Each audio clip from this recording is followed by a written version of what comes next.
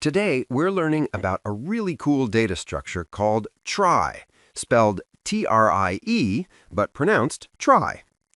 So what exactly is a trie? A trie, also called a prefix tree, is a special tree structure designed to store and search strings very efficiently. Think about when you type something in Google Search. As you type each letter, it instantly suggests words. That's a trie working behind the scenes. The name comes from the word retrieval because it's optimized for retrieving strings quickly. Let me explain how a trie is built. Here we have a root node. It's empty and represents the starting point. Each node in a trie has two things. One, children, links to other nodes, one for each possible character, and end of word marker, a flag that says a complete word ends here. Let's insert the word cat. We start at root. We check, does C exist? No, so we create it. Then we move to C. Does A exist? No, create it. Then we move to A. Does T exist? No, create it. Then we move to T and we mark it as end of word. Now let's insert car. We start at root and C already exists, so just move to it.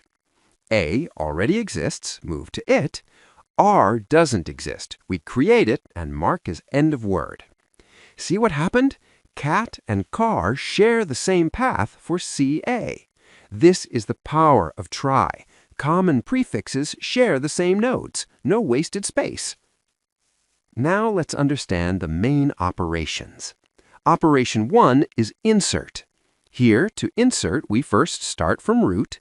Next, for each character, check if child exists. If not, we create new node.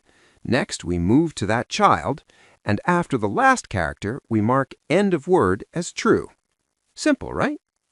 Now, operation 2 is search. To search for a word like hello, we first start from root. Next, for each character, try to find the child. If child does not exist, word not found. Then, if we reach the end, we check the end of word flag for true. If the flag is true, word found. Important point here. If you search HEL and the path exists, but the end of word is false, then HEL is just a prefix, not a complete word. Operation 3 is prefix search. This is where trie really shines. To check if any word starts with a prefix, we start as a search, but we don't check end of word. If the path exists, prefix exists. Operation 4 is autocomplete. This is my favorite. To find all words starting with HE, we navigate to the node for HE. From there, we collect all complete words below, and we return the list. This is how your phone keyboard suggests words as you type. Now, the most important question for interviews is what's the time complexity? Here's the beautiful part. The operations are as insert, search, delete, and prefix. For every operation, the time complexity is O of M, where M equals length of the word. Notice something amazing. The time does not depend on how many words are in the trie. Whether you have 10 words or 10 million words, searching hello always takes just 5 steps.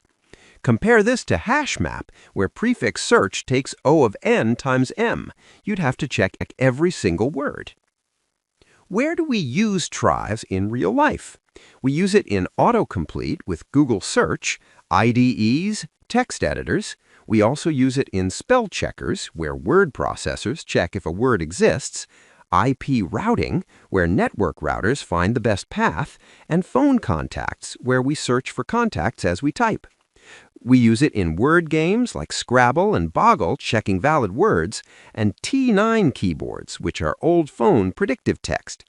Basically, anywhere you need fast prefix-based searching, trie is your friend. So when should you choose trie over hashmap or other structures? Use trie when you need prefix-based operations, many strings share common prefixes, you need autocomplete functionality, and fast lookup is critical.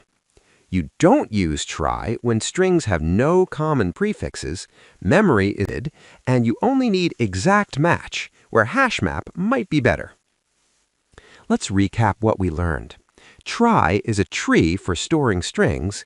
Common prefixes share the same path. All operations are O of M, length of the word, perfect for autocomplete and prefix search. To practice with the interactive animation, visit AlgoPK.com and try inserting, searching, and deleting words yourself. Thanks for watching. Keep learning, keep coding.